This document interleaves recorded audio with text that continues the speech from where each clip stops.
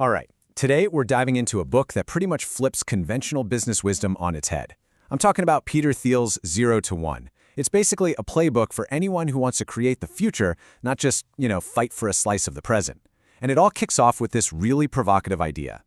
Yeah, what if competition is for losers? I mean, right from the get-go, Thiel just comes out swinging at the very foundation of capitalism as we know it. We're always taught that competition is good, right? That it's healthy, it drives innovation, it's great for us, the consumers. But what if that's just completely wrong?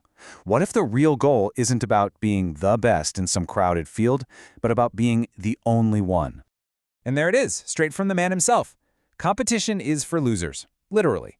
Perfect competition drives profits to zero. I mean, think about that. When you're stuck in a market with tons of competition, your profits just get squeezed down to nothing. You're basically fighting over scraps. Thiel's whole point is that real, true value is created somewhere else entirely. It's in a space where there is no competition, because you've made something brand new. So, okay, if competition is a trap, how do you get out of it?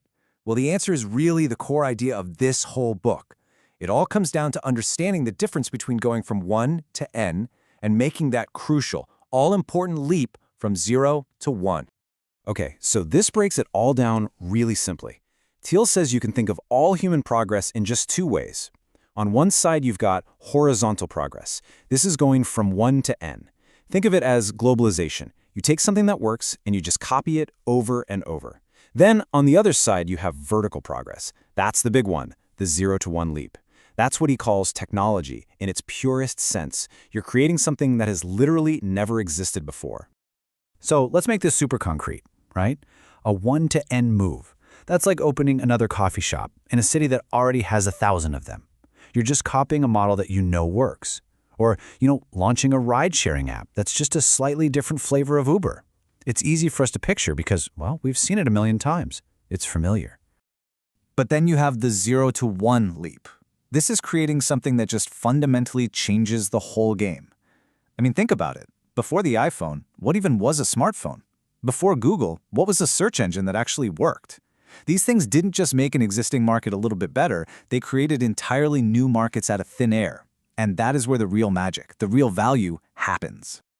Okay, so if the goal is to make that 0 to 1 leap, how on earth you even start thinking of an idea? According to Thiel, it's not about sitting in a room and brainstorming. No, it's about uncovering a hidden truth, something he calls a secret. And this is his famous interview question, the one that really gets to the heart of it. It's designed to find that contrarian mindset. See, a good answer here isn't just about being different to be different. It's about having a genuine insight into how the world works that most people just completely miss. Seriously, take a second and think about it. What's your answer to this? It could be the tiny seed of a world-changing company. So when he says secret, he's not talking about some big conspiracy theory, okay?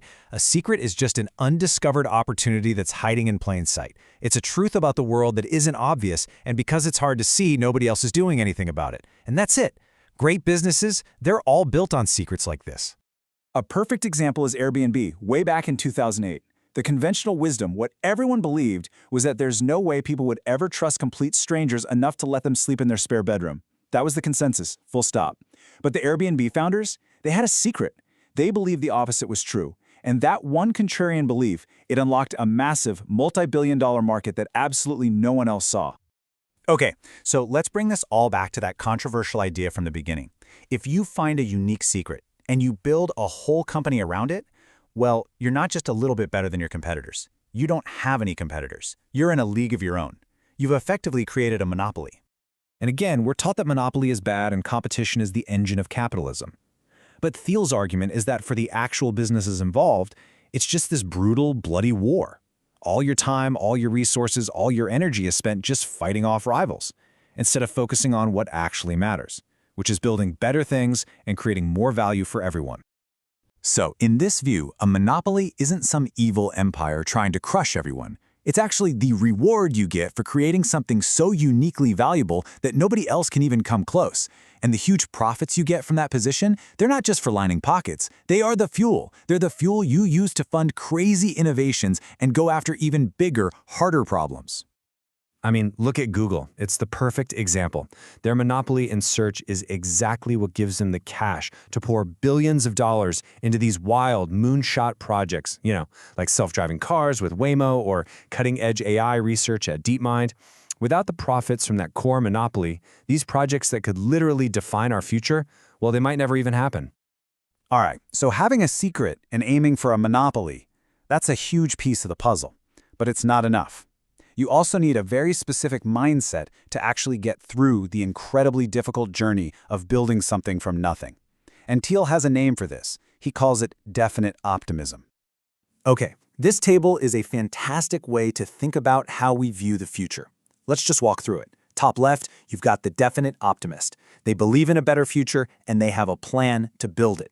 Top right, the definite pessimist. They know the future is going to be bad and they're preparing for it.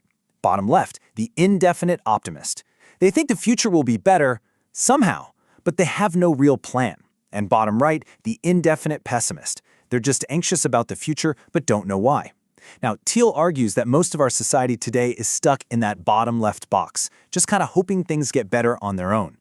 But a founder, someone building a 0 to 1 company, they have to be a definite optimist. They can't just hope. They don't just believe in a better future. They have a very specific, bold vision of what that future looks like and a concrete plan to make it happen. They are designing the future, not just letting it wash over them. All right, so let's pull all these big ideas together and distill them down into a simple, actionable playbook for how you can start thinking this way. So here it is, your 0 to 1 playbook. Step 1, ask that contrarian question. Find a truth that you know that other people are missing. That's your secret. Step 2, use that secret to create something new, to build a business where competition is just irrelevant. And step 3, chase that vision with the mindset of a definite optimist. You need a bold vision, yes, but you also need a concrete plan. That, right there, is the essence of going from 0 to 1. And that brings us to the final question. And this one's for you, because 0 to 1 isn't really a book you just read and put on a shelf. It's a challenge. It's a challenge to think for yourself, to look for secrets, and to actually build the future you want to live in. So what's the contrarian truth that you're going to build on?